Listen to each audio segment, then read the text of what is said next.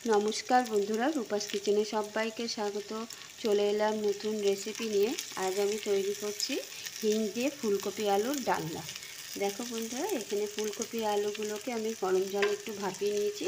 তারপরে কড়াইতে তেল দিয়ে তাতে একটু জিরে আর শুকনো লঙ্কা ফোড়ন দিয়ে ফুলকপি আলু ভেজে নিচ্ছি। তার সাথে একটু মটরশুঁটিও দিয়েছি। এই তরকারিটা এত সুন্দর লাগে খেতে যে তুমি ভাত, রুটি, পরোটা যেভাবে খুশি খেতে পারো, যেন খাওয়ার পরে মুখে লেগে থাকে। দেখো বন্ধুরা, এগুলো একটু ভাজা হয়ে গেলেই আমি নামিয়ে নেব। ভাজা হয়ে গেছে, এবার আমি এগুলো নামিয়ে নেব। ফুলকপি ভাজা হয়ে গেছে, নামিয়ে নিয়েছি। এবার এর মধ্যে দিয়ে দিচ্ছি হিং। একটু তেলের মধ্যে নেড়ে ছেড়ে নেব। দিয়ে দেবো দুটো তেজপাতা, দিয়ে দেবো গোটা এলাচ আর দারচিনি।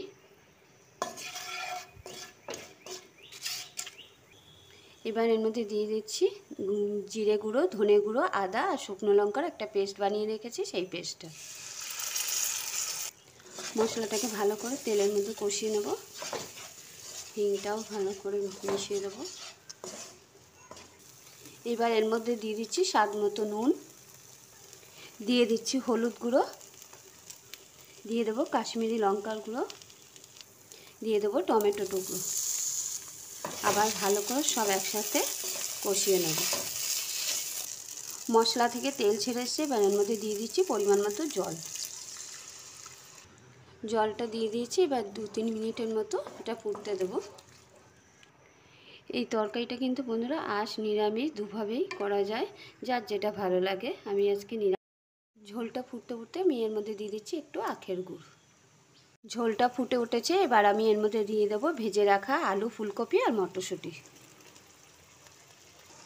সব কিছু দিয়ে দিয়েছি। আবার 5 মিনিটের মতো ফুটতে দেবো।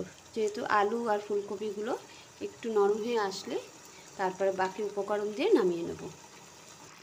ঢাকনা খুলে দিয়েছি। এবার দেখে নিই সব ঠিকঠাক আছে কিনা। দেখো, আলুটাও সিদ্ধ হয়ে গেছে, ফুলকপিও সিদ্ধ হয়ে গেছে। এবার এর মধ্যে দিয়ে দিচ্ছি 2টো কাঁচা লঙ্কা আর দিয়ে দিচ্ছি খুব সামান্য একটু ঘি। ঘিটা খুব বেশি দেব না, কারণ হিং দিয়েছি, তাহলে হিঙের গন্ধটা পাবো না।